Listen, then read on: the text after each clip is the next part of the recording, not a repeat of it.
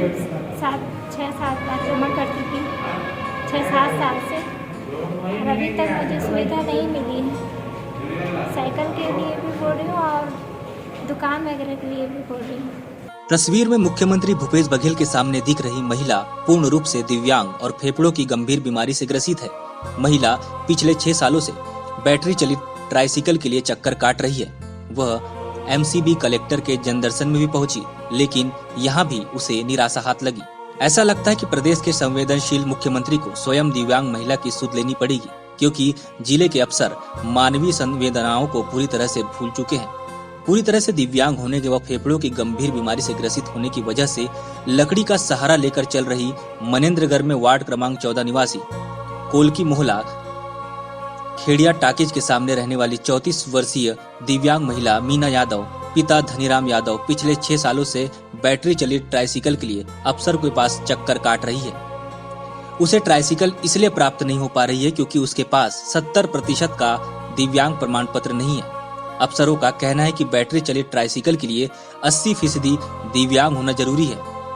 MCB collector के जनदर्शन में संबंधित दिव्यांग महिला ने आवेदन सौंपकर ट्राइसिकल और जिंदगी की गाड़ी चलाने के लिए छोटे मोटे कारोबार हेतु सहायता राशि प्रदान किए जाने की भी मांग की।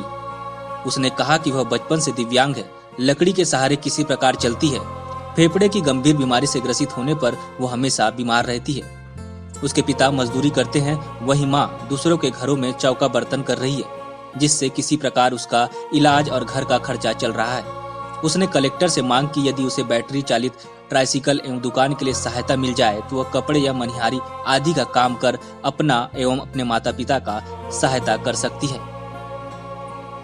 कलेक्ट्रेट में उपस्थित दिव्यांग महिला मीना ने बताया कि समय समय पर आयोजित होने वाले दिव्यांग शिविर में उपस्थित होकर उसके द्वारा बैटरी चलित ट्राइसिकल की मांग किए जाने पर शिविर में उपस्थित अफसर उसके पास मौजूद दिव्यांगता प्रमाण पत्र को देखकर यह कहकर उसे लौटा देते हैं कि उसकी दिव्यांगता मात्र 70% है।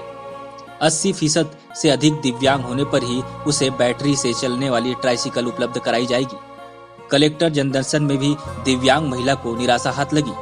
उपस्थित अधिकारियों ने उसे जिला चिकित्सालय बैकुंठपुर से प्रमाण पत्र में संशोधन की सलाह देकर उसे वापस लौटा दिया।